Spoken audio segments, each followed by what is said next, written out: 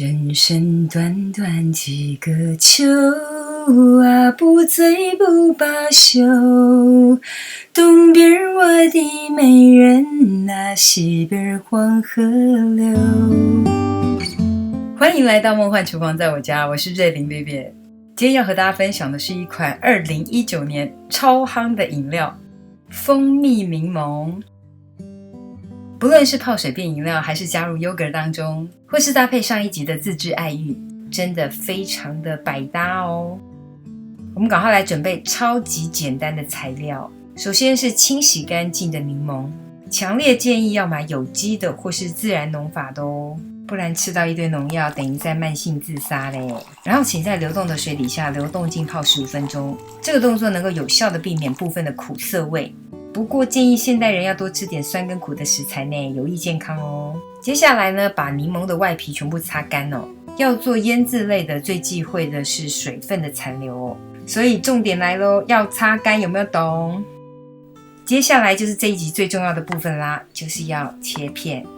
你要用刀切还是机器切就随便你咯，看你手边方便取得哪一种工具咯。反正就是想办法把它切成一片一片的就对了。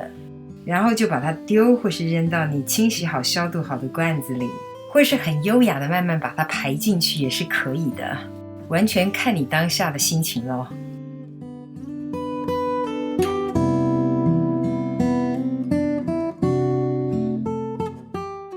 再来一个非常重要的重点，把蜂蜜给倒进去，用一个非常舒服美丽的姿势，我们把蜂蜜给灌进去柠檬片当中，记得要将好45度角灌进去，蜂蜜柠檬才会好喝。蜂蜜整个覆盖到柠檬就大功告成咯。里面呢可能会稍微有一些空气的残留哦，我们就稍微的震一下这个瓶子。好咯，狗等啊，我们冷藏静置3天就可以饮用咯。记得这3天要放冷藏哦。我们来看一下3天后的状态。因为渗透压的关系呢，已经释出了部分的柠檬汁到蜂蜜当中了，所以整个蜂蜜呢已经不是那么浓稠的状态。我们可以直接淋在自制爱玉的上面了，非常的好吃哦。自制爱玉可以参考另外一部影片的分享。直接加入冰块兑水，就是非常好喝的蜂蜜柠檬汁了。甜度浓度呢可以自行调整哦，喜欢浓一点的呢就加少一点的水，喜欢清淡一点的就多加一点水咯。以上就是今天的食谱分享，如果喜欢别忘了按赞留言加分享。